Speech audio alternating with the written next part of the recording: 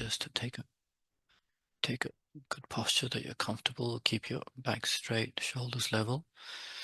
If you need to close your eyes, if you don't need to, because often after your hard day's work, etc., you're a bit tired. If you close your eyes, it might be a condition to actually get drowsy. Try to keep your eyes just gazing downwards, half open. Then kind of focus on your posture, make sure you're relaxed. And then I invite you to just watch the breathing. So as you're breathing in and out, just put your awareness totally on that. Bring your mind to the breathing. So all the sounds around you and the activities around you, wherever you are, get diminished, reduced. Your attention to them are reduced. Take your mind to your breath. So what you can do also to enhance is you count the breath. So breathing in 1, breathing out 2, breathing in 3, breathing out 4. You do cycles up to 10 like that.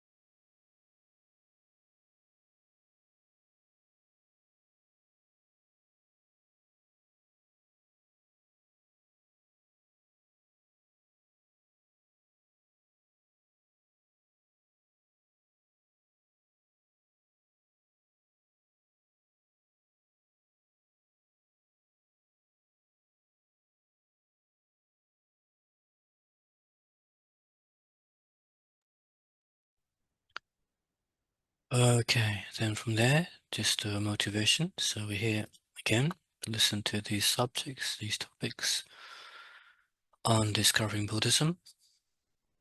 So then think why, what brings you here?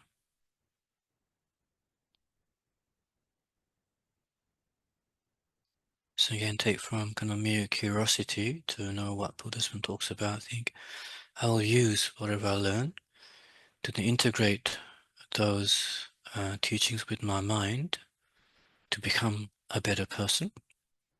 So I become more peaceful. And then as I interact with others around me, they don't get harmed with my body, speech, and mind. They benefit.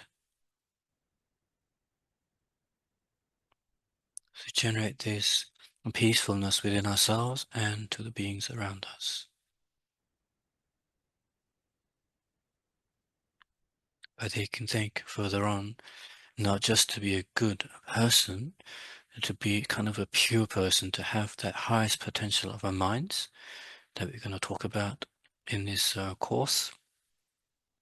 So even if you don't know what it's actually talking about, think of a mind that's completely pure, has obtained all the highest potentials of love, compassion, patience, generosity, and reduced all the afflictions until they have no power over our minds anymore. Think how wonderful it would be to achieve that kind of state.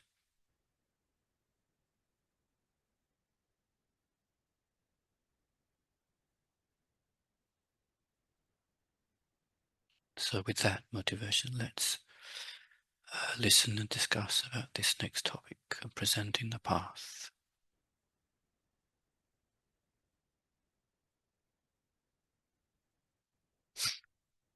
All right. Now, so we've done so far. Can everybody hear me? Sorry, is it clear? Please give me a. Okay, right. So we've done mind and its potential. So again, you see, this course is called Approaching Discovering Buddhism, because it's actually each. I'm doing this one talk, but actually, this normally, if you've done the actual course, will be in 3 modules. You see, so you just split it up, but we're doing like a condensed version to introduce people to what this course is about. So maybe if there's interest in the future, we actually do it properly. But till then, we're doing like a kind of a taster course, if you know what I mean. All right. So it's like one class and one follow up by, say, Christian Earth has been leading you so far. It could be other people. Then we'll take turns to do the actual kind of other review class and meditations, etc. Right. So presenting the path coming after mind and its potential, and also we did how to meditate. So mind is potential. Try to remember, this idea of this impermanent phenomena, which is coming from beginningless time.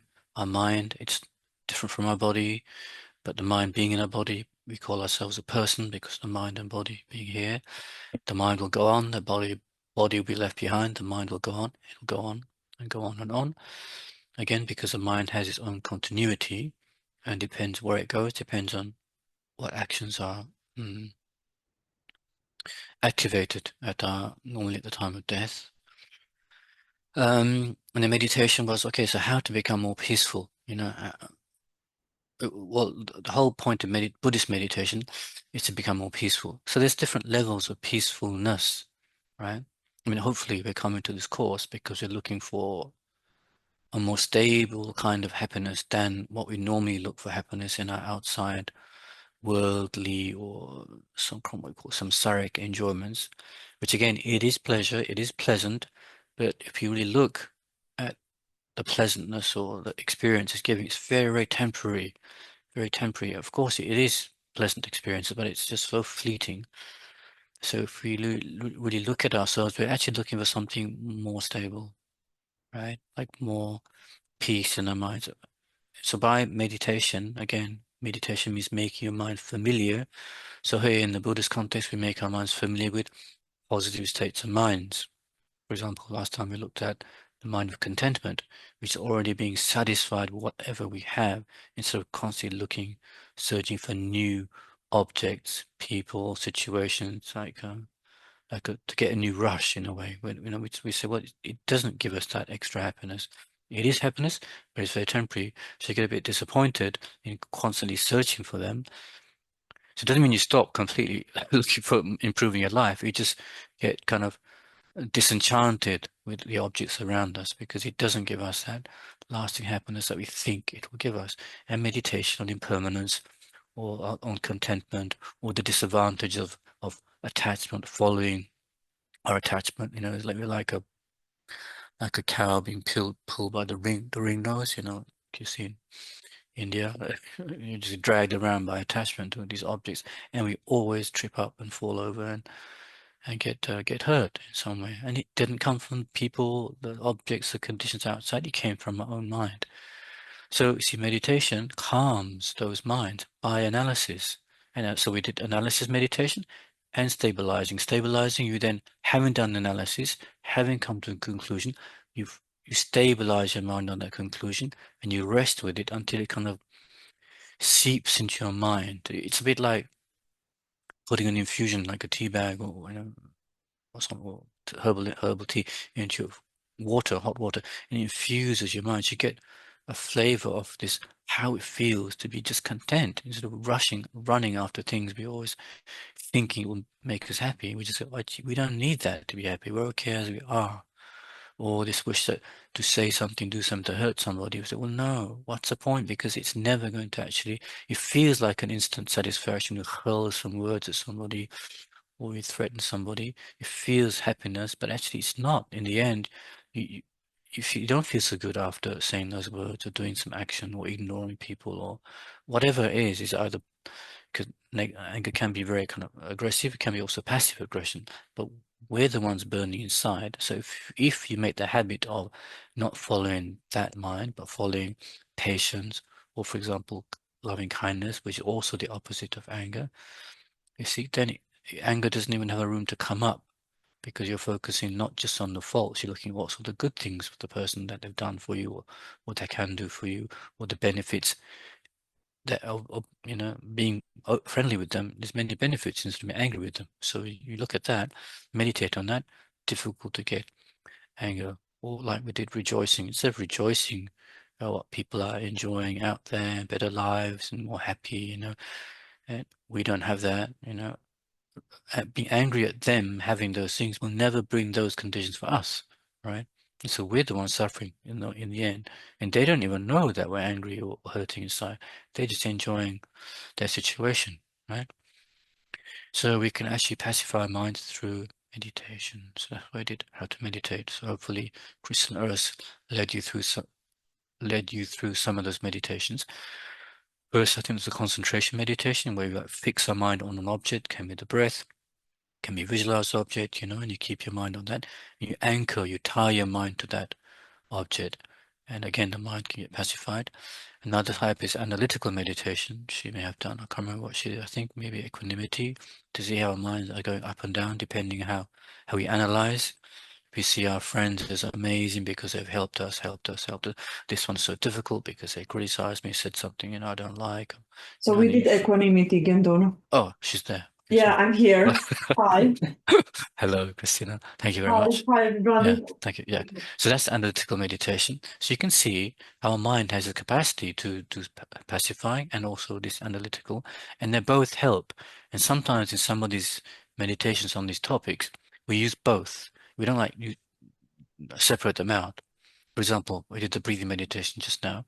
So it focuses your mind, calms your mind, especially after you had a long day at work, etc. All these, triggers, you kind of let go of them, focus your mind. And then when your mind is stable, you start to do an analytical meditation like equanimity, or for example, how precious this life is, gratitude for all the conditions you have in life, or then to sober the mind up, think of impermanence and death. This life will definitely end at some stage. We don't know when. It's kind of a shock to the system, but then we think, well, where's it going to go? Going back to the topic of mind, it does go on. Where does it go? Depending on our actions, the imprints of our actions on our mind stream, what gets activated gives us this kind of new rebirth, yeah, that kind of thing. So these all, and calm the mind, analyze, you get a conclusion, you stay on that conclusion. That's also bringing stabilization meditation back. So we use both types in our meditation practices, right? So now it's called presenting the path, this module. So again, this is now focusing on what's happiness for us. We are looking for happiness. Maybe now stepping away from the idea that ultimate happiness isn't really out there in the sensory objects or the people that we invest our time in, etc. Yes, being with some people is pleasant, it's nice. Yes, to have a good flat, good house, good conditions in your work. Yes, it is very nice. But we have to think, all these conditions can be lost anytime, and our life can end, and where does it go next? So this is where actually I would say the spiritual part comes in. Of course, spirituality can be just trying to be a better person in this life. Maybe you don't have the idea of future lives and what's going to, but this life, how do I become a better person? So there is methods for this, like the meditations you did with Christina, watching the breath or counting the breath and pacifying the mind, being less stressed, then doing equanimity where your mind is not so attached to people or anger to people. You see, well, it's changing all the time depending on what people do for me, and you get already more pacified in just this very life. You're open, spacious mind. But then the next part is the life ends. And again, from that first module, the mind goes on. Where it goes depends on which karmic imprints are ripened. So, um, so we can, anyway, Buddhist has these different realms. If you don't want to look at different realms, you can think of just the human realm and the animal realm, which we can see. So in Buddhism, we can actually take rebirth in those forms. Yeah, a human we already know. Animal also possible. So when you look at it properly, so this is another meditation you can do. You can think, well, how would it be to be a human again, but in less fortunate circumstances, like you see around us, people living in war zones, people living in great poverty, people living in fear, people being abused, or even being the abusers, violating human rights, animal rights, We could be in those forms. Unfortunately, somehow by luck, we're not. We're in this life or in Romania, wherever you are. We haven't got that kind of addictive or power crazy minds, such strong affliction, such jealousy where we want to actually hurt people, keep people, such attachment, we want to take people's countries, kill others for the land or whatever. It's still happening now from however many centuries ago, from before the Romans, Greeks, all these empires and power struggles and we're still here, so we're not in those kind of lives, and we can easily be born into those, depending on what karmic imprints are ripened. So we have to have a fear, first with a natural, healthy fear of having to be born into such a life. So if you don't want to think of animals, because it's also incredibly heavy, if you really, really think about the lives they lead, you can think of the human realm where it's not so pleasant. We don't have the things you have. So the precious human rebirth is starting to be grateful for what you have, your healthy body, mind, the outside conditions around you. Now, perhaps having met some Buddhist teachings or spiritual teachings that pacify your kind of stress levels, it's healing. But some people are not in those conditions at all, completely living in fear. So sometimes, just like, watching the news isn't very healthy sometimes because it's just overwhelming.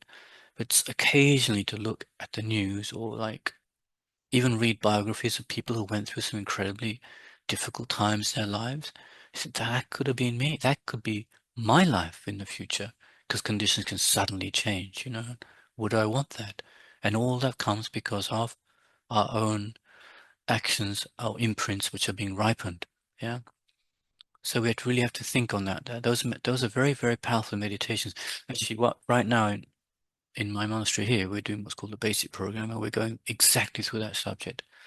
We're starting what's called the sufferings of samsara. First, the suffering of just being born, and etc., and having to lose things, having been born, and having friends, losing friends, and having to meet difficult people. There's nothing you can do to change it, whether it's your boss, whether it's the colleagues, whether it's the family members. It's very hard to get on with them. So much stuff is happening just being born as human. Some people, it's a lot worse in our lives right now. And that's what can happen to us. So there's a meditation we do that makes us really disenchanted with being born in those kind of conditions. And the causes for that is coming from our own actions, our negative actions, from the 10 non-virtuous actions, like killing, stealing, improper sexual conduct, lying, harsh speech, etc. It comes from those fully completed actions which get ripened and they produce all kinds of results beyond our control. It's just happening to us. Like we want to be good people, but it just happens because of having been born, right? So we look at that. So the first step in presenting a path is just looking, well, how can I avoid those kind of rebirths? Because they're not pleasant. I don't want them. Even in this life, I wouldn't want to experience them. If then they can happen to any of us anytime. We can lose our health, lose our wealth, lose our country. I mean, how many people suddenly lost their country, displaced? Some are orphans, some are, they get get separated from their family members, never see them again in our lives. I mean, that's the reality for a lot of people here, and that can happen to us. It can happen to us. We just think, oh no, I don't think so. But look at Ukraine, look at Gaza, look at these people, look at well, for some reason I always go back to Cambodia, but as for me the shock, how they went through a living hell, those people, just a peaceful Buddhist country, suddenly conditions came, ripened living hell. There were kids killing their uncles, killing their aunts because of this doctrine that they had to go back to a Khmer, a true Khmer nation, which means going back to the peasant life because of their communist ideals, whatever.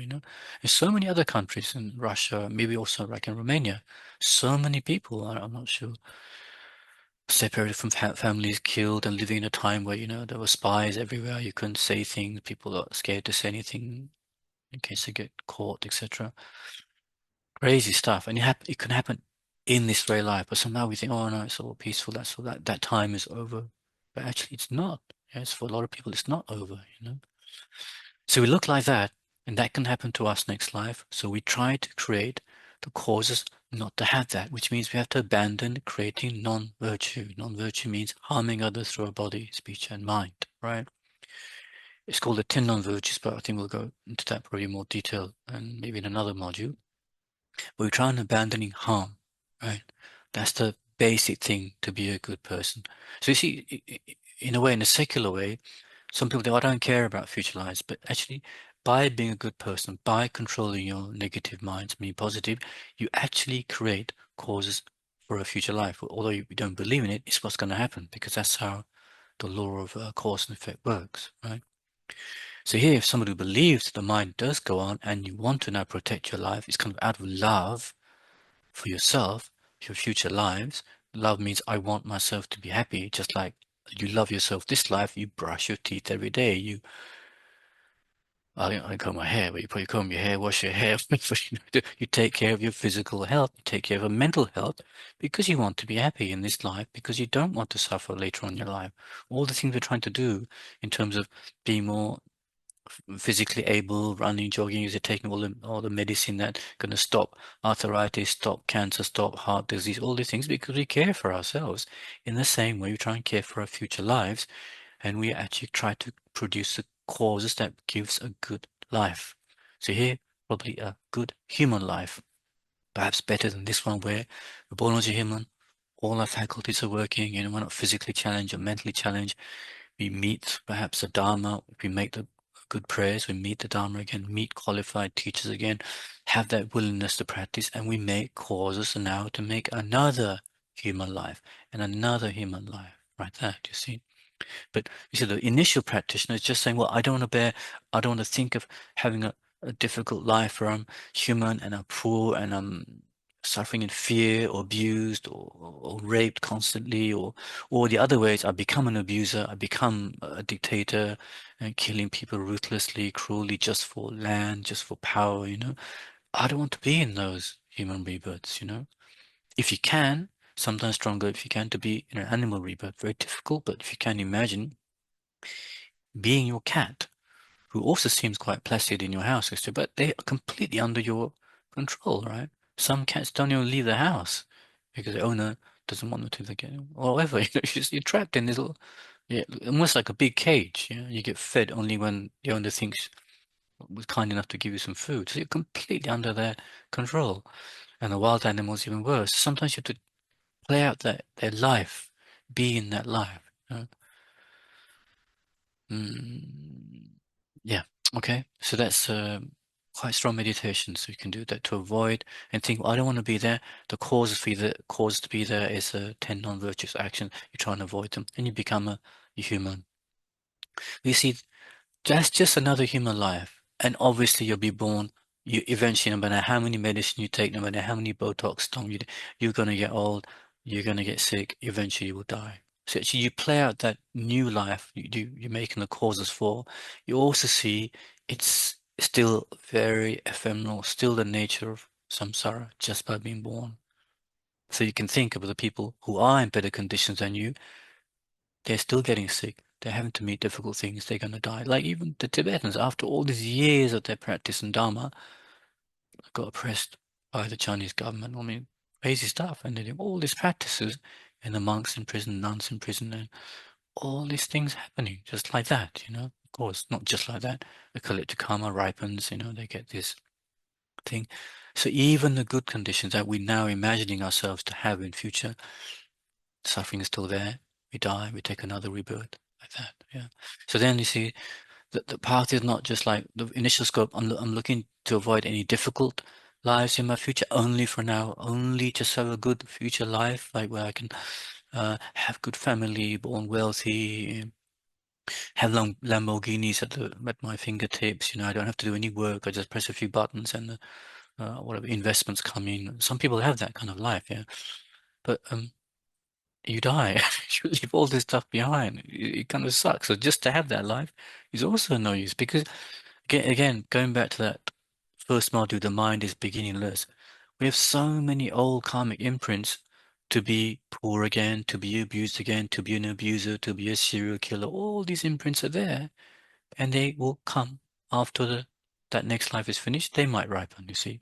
Since we're just having that life and enjoying all the beauty, sensation, you know, sensory objects, and you waste that life away, you see, and it finishes. So just to work for another human life with all the good conditions is it's pretty pointless if you think about it, right? Yeah, because it finishes again, right? So then the idea is the next scope is okay, so these good lives I take will finish in a human realm, but a wealthy or good condition, they finish. Another one. Maybe you create good causes in that future life to have another good life, they also finish. You're still born, being born in what's called samsara. So samsara isn't exactly what people think. It's not Cluj shopping mall or something like that, or Bucharest, Bucharest traffic jams. People think, oh my God, that sucks. Samsara. No, that's the environment. The real samsara is having to take this body, this contaminated body, again and again, with the contaminated mind being having the afflictions again and again. A man, a woman, different races, different countries, different cultures. That's our samsara. It's called the actual contaminated body, having to take the contaminated body and mind continually under the power of karma and afflictions. That's our real samsara, right? So the middle, what we call the middle practitioner, is looking at that even the future lives they take is still in the nature of samsara, even the good ones. So not in the initial one is thinking, oh, the difficult, the really kind of severe, harsh, difficult lives we could take as animals or humans with incredibly gross levels of suffering. But even the what we call the higher levels of existence of humans, also we actually in Buddhism we have kind of an angel celestial realm. It's called the devas, like we call God. Again, it's not God, the creator God. It's like God-like or deva-like realms, where very very amazing pleasures, a million times more than what humans have. Even they finish, although they're very long lives, they also finish. You see, and they leave all of them behind. So the idea is the middle practitioner thinking, well, even those realms, or they will last a long time, definitely finish, and I'm still in this big washing machine like mess. So their idea is to leave this continuity of rebirths forever. Emancipation, freedom, yeah, like the women's freedom and uh, racial equality, freedom, emancipation, like Bob Marley fans, emancipation. Remember emancipation, freedom, freedom for our race. Yeah. Jah Rastafari, ever living, never fear. I used to listen to a lot of Bob Marley, so he's one of my heroes. So but emancipation from what? From taking this silly body and mind again and again. Doesn't matter if you're black, yellow, white, it doesn't matter. It's still samsara, right? So freedom from that. So the person looks for the methods for that. The methods for that is just not just avoiding the non-virtuous actions, yeah, because that's the initial practitioner.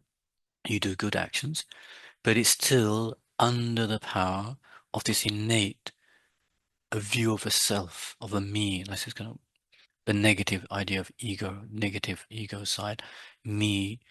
So the first one's like negative side ego that creates negative action. Oh, me, you hurt me, so I hit you back, and or I want this, I steal, and I do sexual misconduct, etc. Because you hurt me, and I want this pleasure. So you lie, you steal, all the things for me, this negative ego.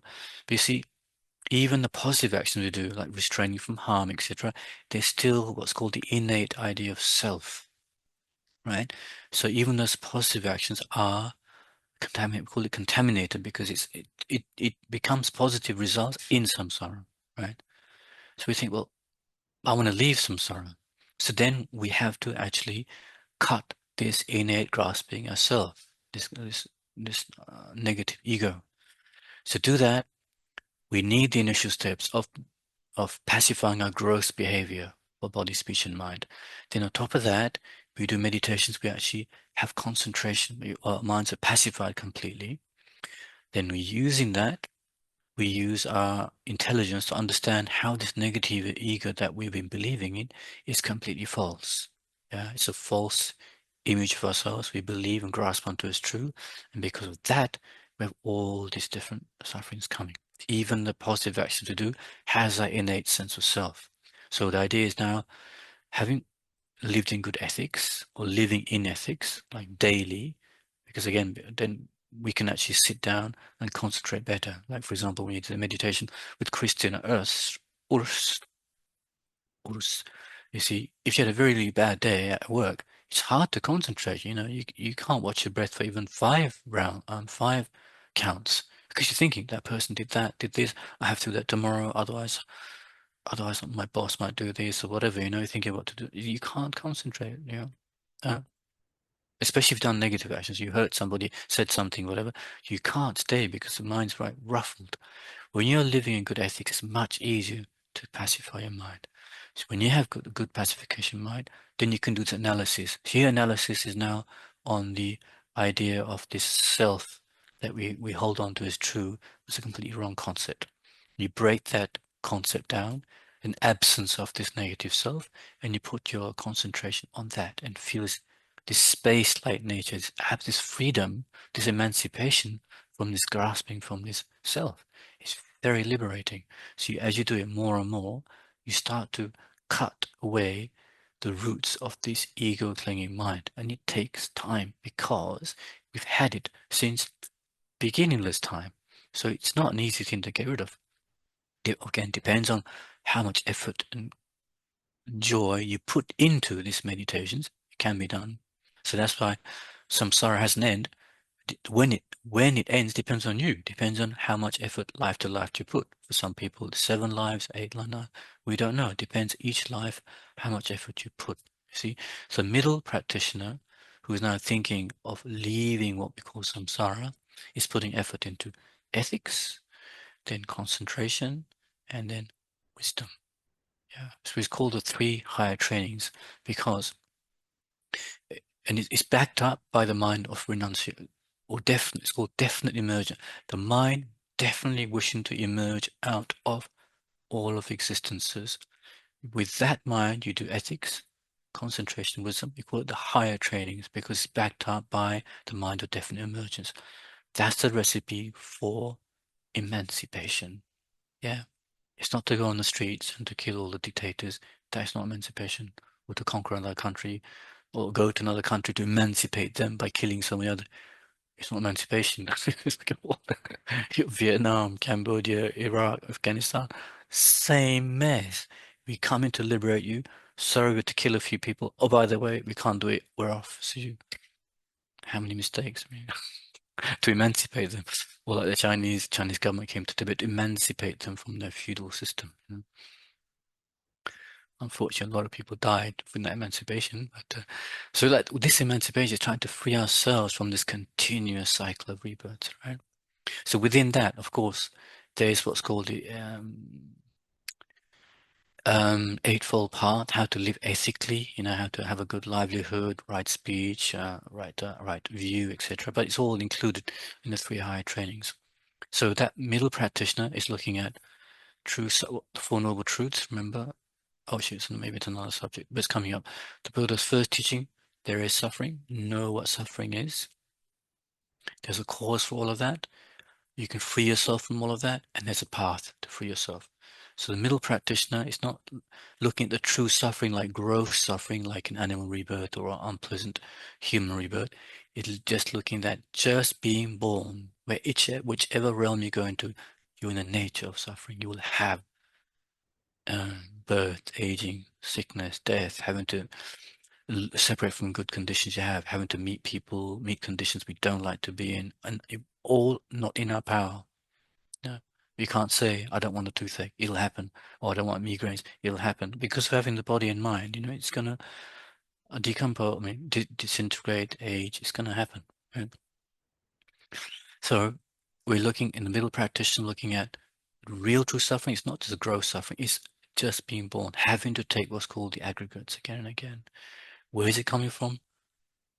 The actions we looked at in the initial practice, looking at the actions of negative karma, but actually it's coming from the afflictions as well. Yeah. So here, even the positive karma is done under the power of this ignorance, which is holding on to an I, a self. Yeah. So that creates also positive karma contaminated, leads to rebirths. So you're trying to now stop all of those rebirths. To do that, we have to stop this grasping at this self. That's the fourth truth, the true path. Put that into action more and more and more, stronger and stronger, stronger. You break through to nirvana, the cessation of all of these afflictions and their seeds. So again, see, for us, it's difficult to taste that because it's such a surreal. And we never tasted this before, right? We can't even describe it because it's like me trying to describe to you, some of you, what durian fruit is. What the taste of durian fruit. Do you know what durian is? No, some of you don't know. So it's a it's very pungent smelling fruit in Asia, Southeast Asia, like Thailand and Sri Lanka. You have it in season. So unfortunately, I didn't taste it because it's not in season. But I have tasted it. But trying to describe it, it's very difficult. It's got a very, very bad smell. But it tastes, in my experience, so it's delicious, very sweet. They say it's a bit like eating ice cream in the toilet, that kind of thing, because it's like the taste is good, but the smell is terrible. So you have to kind of override one. So to describe that to somebody who hasn't tasted, it's very difficult. Same with this true cessation, where all the afflictions are gone, all the seeds of afflictions are gone. It's very difficult to describe because we haven't never tasted it. Yeah, maybe in sleep it feels like sleeping, but afflictions are dormant. Then, yeah, they come up sometimes even in dreams. They bring images of stuff because the afflictions are kind of working. So this is a very state of mind, very hard to kind of describe, but you can think of it like how when you see where you're attached to somebody or attached to a position, a job, or attached to something or a place you'd like to be, then you reduce it by looking at the faults. Well, if I went to Thailand, there might be a tsunami. And I know tsunami is not, I'm not going. You kind of reduce your fascination to go there, or fascination to be with such a person because you think, well, yeah, I remember they said this, and one time they got quite upset, and it wasn't very nice to be with them. You try to kind of sober that mind up by disenchantment of the picture. You paint a fascinating picture of them, the situation, and you try and look at the faults. You bring your mind back down to reality. You get a bit more peaceful. Or say an object you want to buy, and you think of the, the faults or maybe the disadvantages of having it. It's so difficult to keep. The new car might get scratched, the insurance is high, whatever. Then you think, okay, maybe I don't need such a special car, and you're more content with what you already have. It's much more peaceful. It's that kind of mind, but of course, in a high degree. But that kind of peace is available for us if we get rid of these afflictions. That's one goal for the middle practitioner, right? What you call the middle level practitioner. So the path can go on, right? Because the Buddha could see there were some beings who said, well, yeah, thanks very much, Buddha, but you know, That's just for me. I can leave samsara for myself, but there's all these other beings. They're all the same as me, aren't they? Haven't they also got this contaminated body and mind due to their past karma and afflictions, and they're trapped in a way? And I would have said, yes, true. But, if you go for your own liberation, and, of course, eventually, after many lives, you achieve that liberation, you die, that's it. You cannot help them anymore. Of course, in those lives, as you're practicing, of course, you help people. You give them the teachings that they need. But when that life is over, you can't help them. So then the Buddha could see there were some beings who had this interest in wanting to really not just help them temporarily, ultimately. So this is what we call the higher nirvana, right? In this presenter part, we call the advanced practitioner or the higher level practitioner. They're not just looking for their own liberation. They see, well, I want to have a power of mind, having kind of left samsara, to be able to help them. So Buddha says, yes, that's what I have. No, indeed, he said that's enlightenment. It's called full enlightenment. So it's called high nirvana, a high enlightenment, awakening, Buddhahood. That's the ultimate goal, actually, in the Buddhist perspective, especially from this school of Buddhism, or called the Mahayana Buddhism. That's the highest level of a practitioner, and we can all achieve it. Why? So it's very interesting. You have to go back to the first module, mind.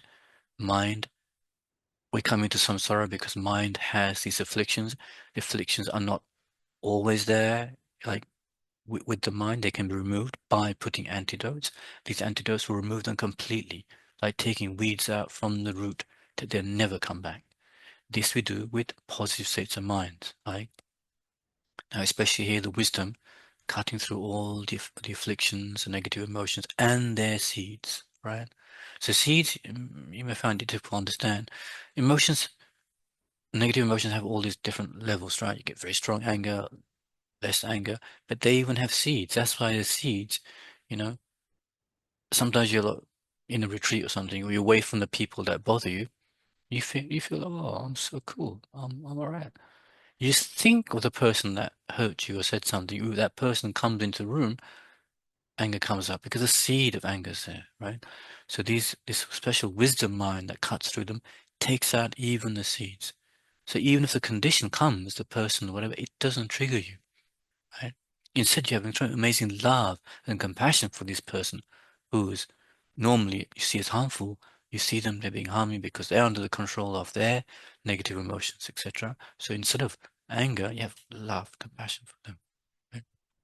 So the high advanced practitioner has a little bit more work to do because they have not only got to remove the gross afflictions and the seeds, but what we call the subtle imprints of these afflictions, right? To do that, the mind has to have more power.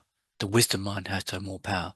Where does that power come from? From this mind of what we call great compassion, with the responsibility, may I free all these beings from all their sufferings in their samsara, right? May I do, not like, oh, may one Buddha in the future do it, just like I met Shakyamuni Buddha's teachings, so may my mother and father also meet Buddhas in the future and they get freed. He said, no, I I think I should be able to do it, I can do it. I have the power if I achieve the same state. Others, they have to wander around taking new aggregates or new sets of new bodies with the same continuity of mind and experience many results of that. One life, another, and will be endless until they also meet these uh, teachings that show you how to leave samsara. So instead of saying, may they meet it, may I take responsibility to show them. And it may take lifetimes because, our mothers, fathers, etc., we're close to. In this life, they're not ready to hear these kind of teachings at all. So maybe in another life, you can take an aspect of form, having this enlightened mind, right? Have this amazing clairvoyance and power to see where they are, what form is needed for them to relate to you, and you take the form to help them. So it could be, for example, in the next life, they could be on the initial scope, looking just for a good rebirth. So you teach them how to abandon the 10 non-virtues. Another life, they may be ready to hear about all of samsara. You teach them that, and you show them methods for that. Another life, they're ready for the ultimate goal, you show them that. So you have to know exactly at what time, place to manifest to help them, skillfully teach them to leave samsara. So what does that advanced practitioner have to do? Not only get rid of not only like abandon 10 non-virtues, then they have to, by abiding in good ethics, they put their mind into concentration, they put their mind onto wisdom, analyzing this negative ego, trying to break that. But their wisdom has to be stronger to do that. They engage in bodhicitta. It's called bodhicitta, the mind of compassion, taking on responsibility to free all beings. They do all these practices the middle practitioner was doing with compassion, right? That strengthens the wisdom, and they finally leave samsara completely, but with the power to come back. So now, if Dre could be kind enough to show us these charts, it might help you give a more visual idea of understanding of these presenting the path. Right, here we go. Da, da, da, da, da. Okay, level of practitioner.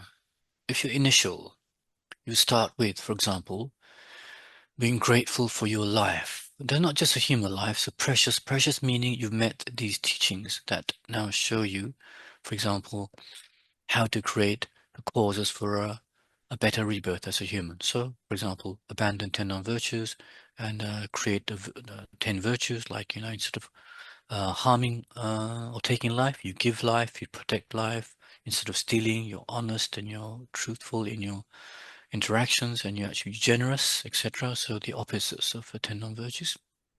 You create the cause of human life. And then you realize also that this life that you have now is going to definitely finish, death and impermanence. Mm, sorry, I can't read. Oh, okay, death and impermanence. And then if you're not careful, with having created if you haven't created the right causes for a better life, and the karmic imprints of non-virtue ripens, we get born into an unfortunate rebirth. It's a very nice word, unfortunate rebirth. What it means is like it's like a deep suffering of heavy human suffering, heavy animal suffering when you think about it, and they're not nice, yeah. So you get fear, and then you aim for a fortunate rebirth. So you're aiming primarily, like, only for fortunate rebirth. So this is what we call initial practitioner. Like, like here, say, I don't know, some of us, we're coming to this course because just we want to be a good person. Just this life, I want to be a better person. So yes, Buddhism had these techniques of mind, like the mind psychology. But then you think, well, if you understand that life goes on, where it goes depends on your actions. You gotta be scared, right? So maybe I haven't done very good actions that might ripen at my death time. So then you want to have good karma to get you just to a future rebirth, right? So then you have to rely on, for example, a qualified teacher who teaches you about the methods for a good rebirth. Then you take refuge here in the Buddha Dharma Sangha. So the Buddha who gave the teachings, the Dharma is the methods he gave, and the Sangha are the people who are practicing um, like you would practice. So they support you. Like some of us, we maybe, I don't know, include you. You're just getting an idea about maybe future rebirths, maybe the idea of how karma works. But they're like little sprouts growing like in spring. If there's a heavy rain, finish, right? So like this, you see, if you were just generating these minds, you have some doubt coming, and people around you are saying, well, that's a lot of rubbish. Well, there's nothing like that. And you start to doubt these teachings. So you need Sangha, people who are actually established in these views or concepts, and trust themselves to that. You need people to help you. That's kind of the Sangha, right? So then what you do, you observe the law of karma, or law of cause and effect. Yeah, yet you now work with karma instead of creating negative actions which will ripen into difficult, unfortunate rebirths. You now create positive actions which will ripen into positive, good rebirths.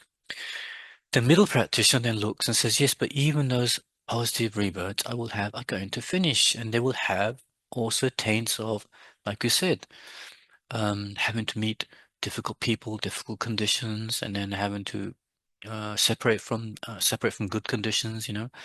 And eventually death comes, you're separated completely from all of these things forever, and then come back another rebirth, another rebirth, another rebirth. So we look at true dukkha. Dukkha means the first truth of suffering. So here it's not just suffering like in the initial scope, like, oh gosh, difficult rebirths, but just having to be reborn, like I said, just having to take rebirth under karma and afflictions, and it comes under true origins, the second noble truth, the second truth, karma and afflictions. Yeah.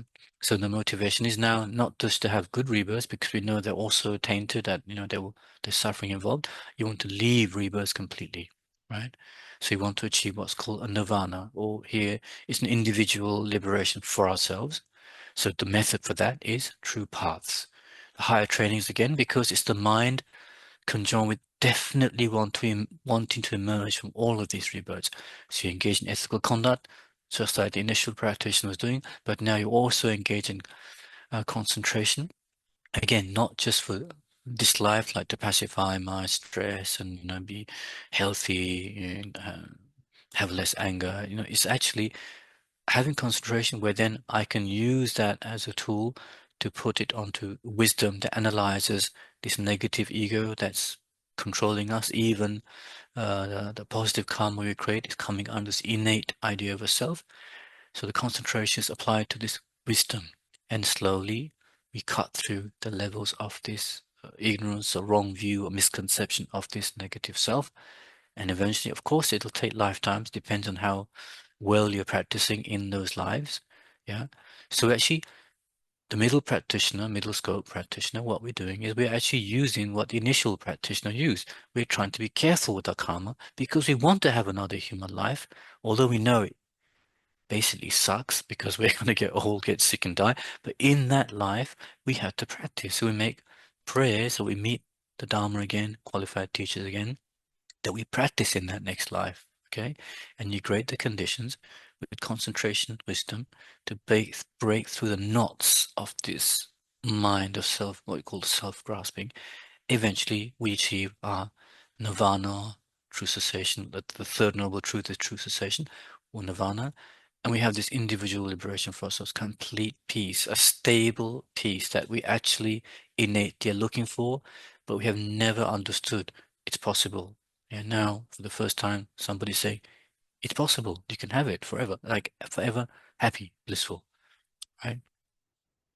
But again, like I said, some people are saying, but Buddha, yeah, but that's not good enough, no? Because my mom, my dad, my relatives, all the people, my nephews, my nieces, and all my friends, they don't care about any of this stuff, and they're gonna suffer because see, this concept, Buddhist view, it's not just, oh, if you believe in it, it happens. If you don't believe it, doesn't happen. This is it for everybody, basically. Yeah, every sentient being is under the power of these afflictions. So we think, but yeah, okay, like for example, like in some countries, well, yeah, it's up to them. May they somehow I got lucky and met these teachings. One day, may they meet these teachings. And then may they be able to practice, have the conditions.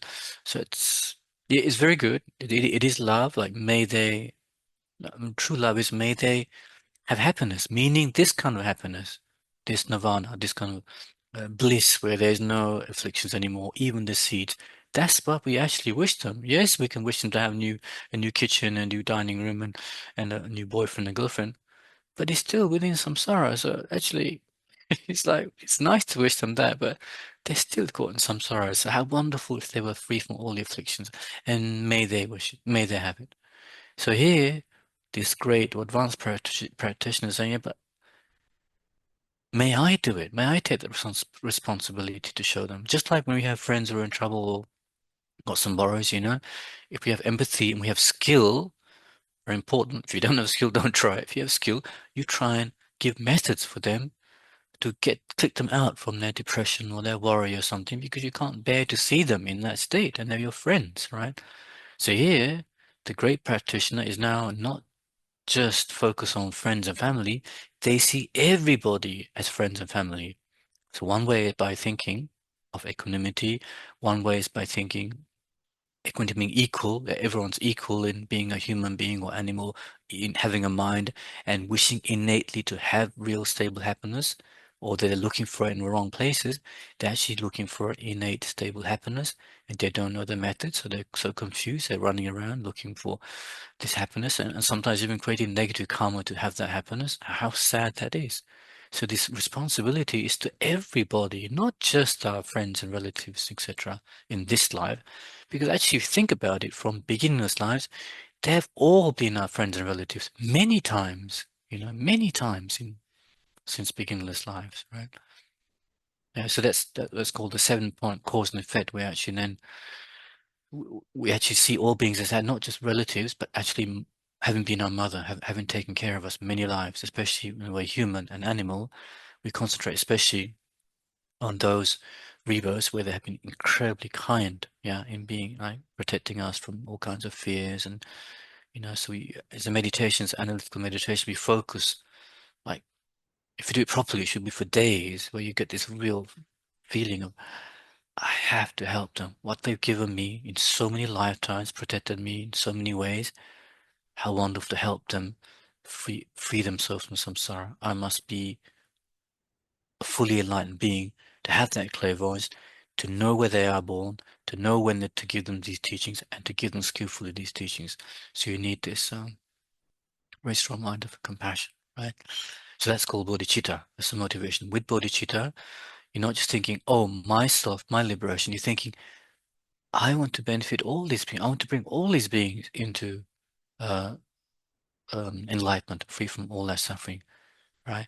May I do that myself? That's bodhicitta. So with that, we need not just like the ethic, like what the middle practitioner is doing, ethics, concentration, wisdom. You have to back it up by a lot of merit.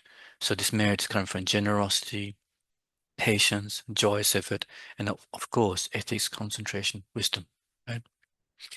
And the 4 ways of gathering disciples, as you gather, you gather people towards you by being generous. Then you speak kindly. They become kind of listened to, ready to hear what you want to say. Then you give them encourage to practice. So you give them dharma, right? And slowly you lead them towards. Actually, then also you live as a good example. And that's the fourth one. Yeah. And the Vajrayana is another thing. Vajrayana is actually, so it's not at the end of the path. These practitioners, these advanced practitioners, saying, yeah, but you see, to do the 6 perfections over lifetimes. This is a bit like, I'm not sure how many of you have read the Buddha's life story. Yeah, he had many, many, many, many, many past lives. Buddha Siddhartha, that prince that came to India, he had all that merit backed up to attain enlightenment in that life.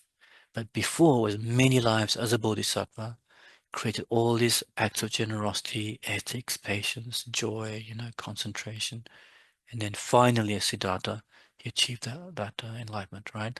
So some people say, but oh my gosh, Buddha, there's all these beings suffering. They've all been my mothers countless times. I can't bear to see them suffer anymore, especially the ones now who are creating incredible harm in the world with this ego trip, power trips, conquering other countries, sending missiles here and there. They're going to suffer a lot due to those actions. And they were my mothers before, took care of me with so much kindness. I can't bear to see them suffer anymore. So the Buddha said, okay, then if you want to achieve it faster, this goal of enlightenment, there's what's called it's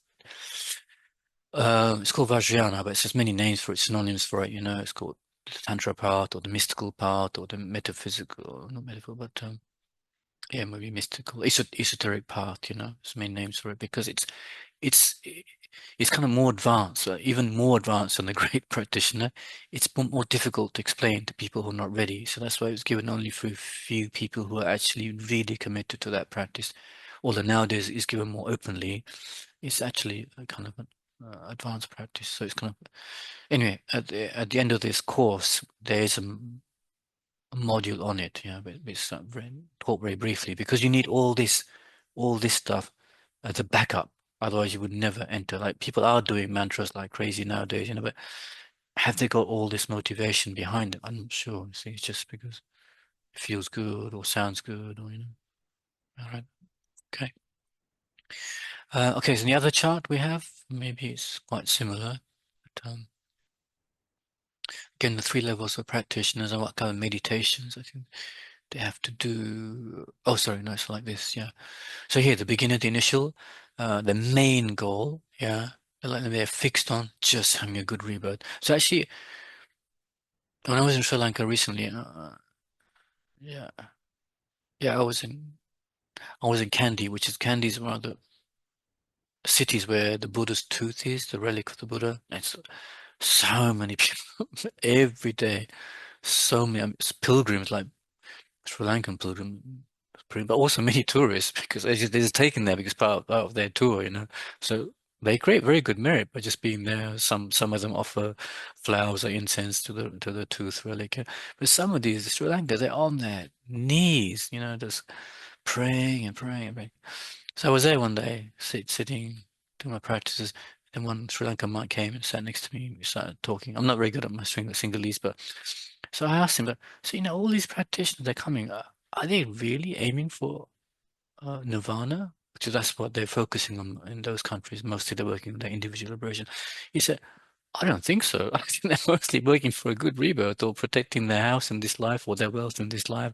And just this life protection, they're doing all these, which is also very good, yeah, but it's very, very limited. Or sometimes just to have a good rebirth because they're fed up of being a human, just to go to what's called the Deva realm, Deva Loka. Where you're born to this very kind of very, very beautiful, handsome body and very light body, full of you automatically born spontaneously. There's no parents, so just born spontaneously. And you have all the conditions about like amazing, it's called a pure, almost like a pure land, like the water's clear and refreshing. There's no garbage smell, there's no pollution, nothing that we have. It's just, I just want to go there because I'm fed up of being a human and my, I don't know, divorce happened and this happened. And I just want to go to praying just for that. Some of them, I'm not saying all of them, some of them. And it could be many Buddhists are just aiming for that, only for that, right? So they, make offerings, they're careful with their negative karma, etc. But of course, I'm sure a lot of them understand because, see, in a Buddhist country, like maybe like in Romania, maybe I'm not sure, but they go to Sunday school, they go to a Buddhist Sunday school. They have all these things from the 8, 9 years old. They're taught all of this, so they grew up with all of this. They understand this. But of course, it's quite far away. Oh, liberation, their own liberation, yeah, one day, but first human rebirth, which is okay because you have to have human rebirths again and again. Yeah, so but it's like very far away. So sometimes for some it's like almost like impossible.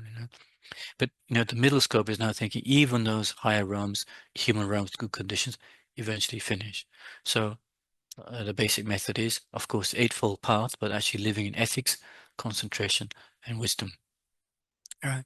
The advanced practitioner, like we're saying, is not thinking, well, yeah, but that's a bit of a yeah, it's a shameful, a bit shameful to leave all these other beings behind, right? I mean, they're all caught in samsara, right?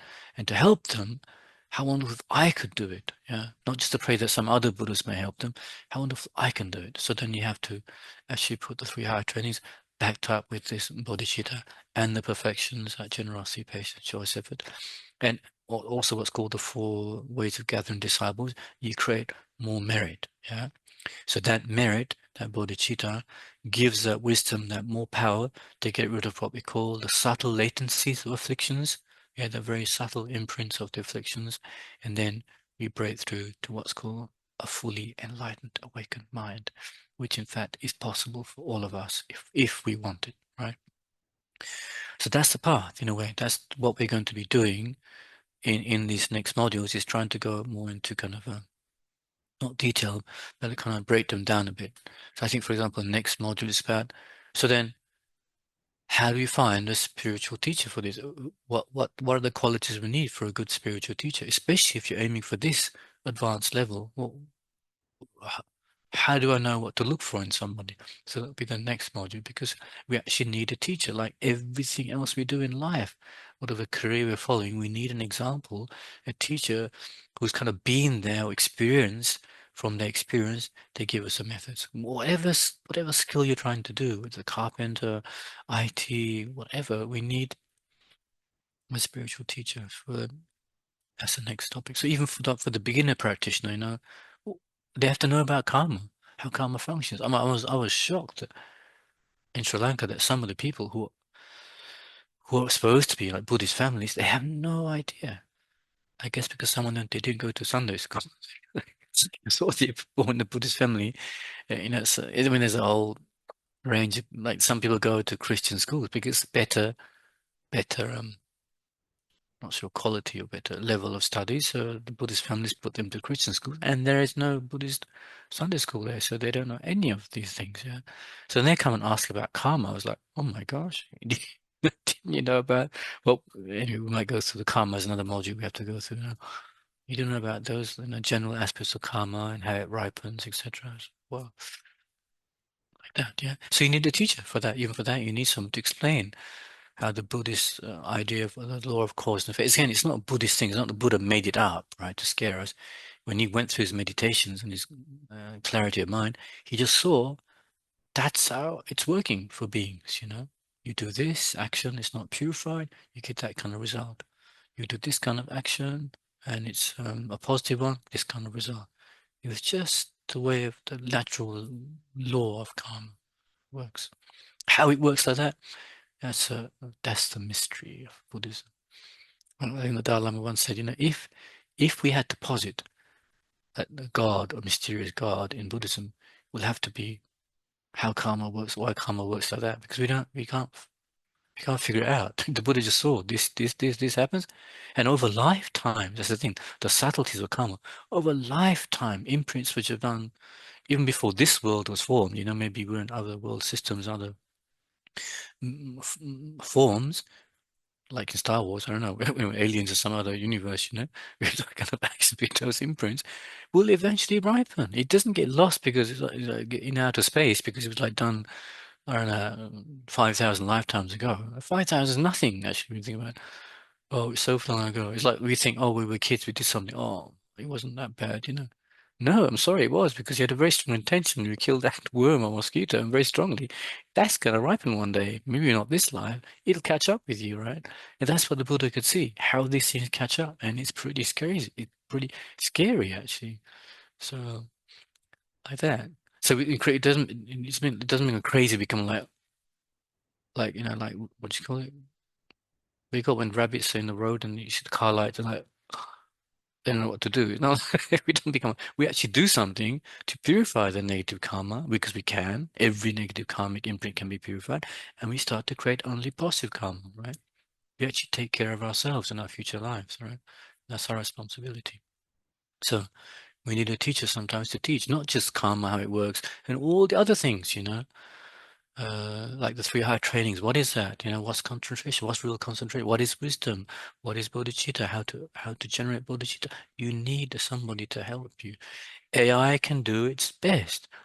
You need a living teacher sometimes to give you that experience, you see.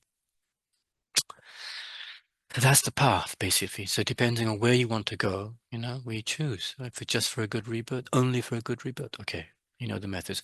If it's something a bit higher to leave samsara, you know the method. If it's for now enlightenment, you know the method, right?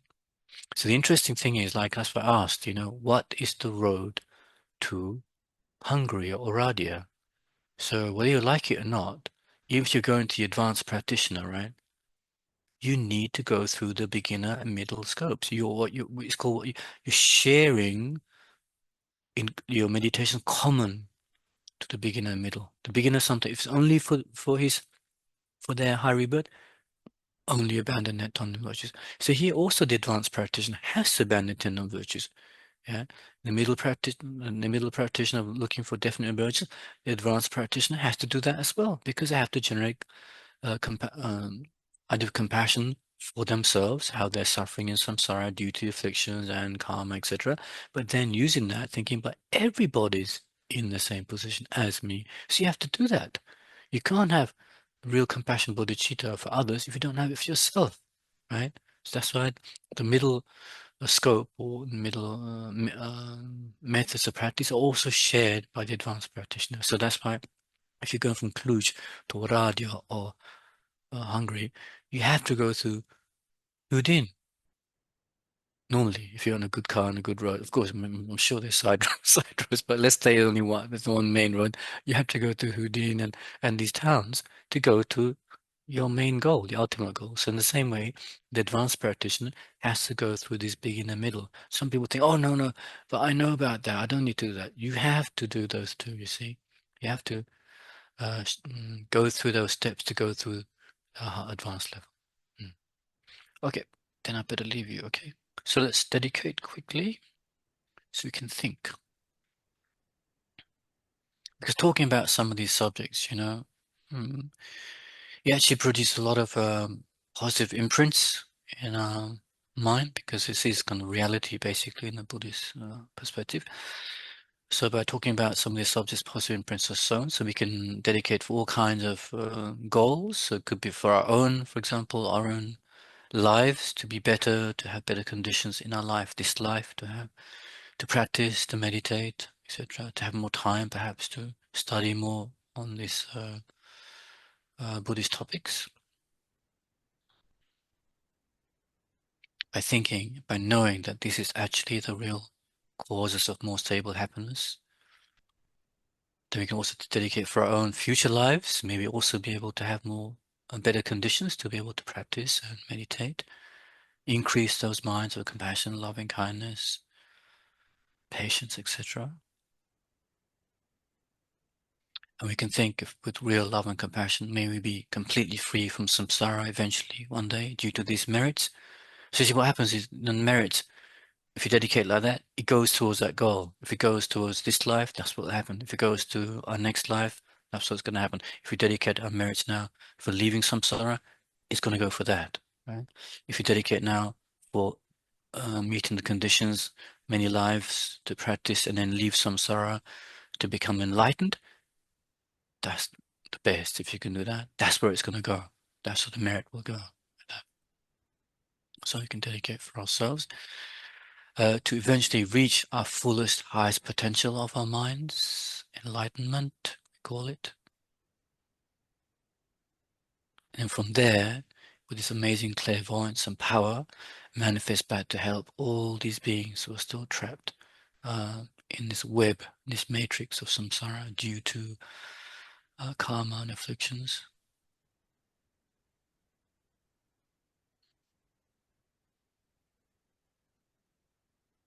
And think all these people, beings going through incredibly gross, manifest forms of suffering in war zones, living in fear, etc.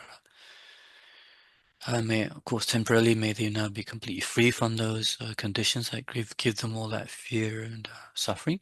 But then may they use their lives, take the essence of their lives, rest of their lives, to really engage in virtue, to start creating new causes for suffering, and eventually also leave samsara themselves, complete, gain complete bliss from liberation, and finally enlightenment. How wonderful that would be. You can dedicate, may I be the one, by thinking they've also been my mothers many times. May I be the one to show them the way out from samsara.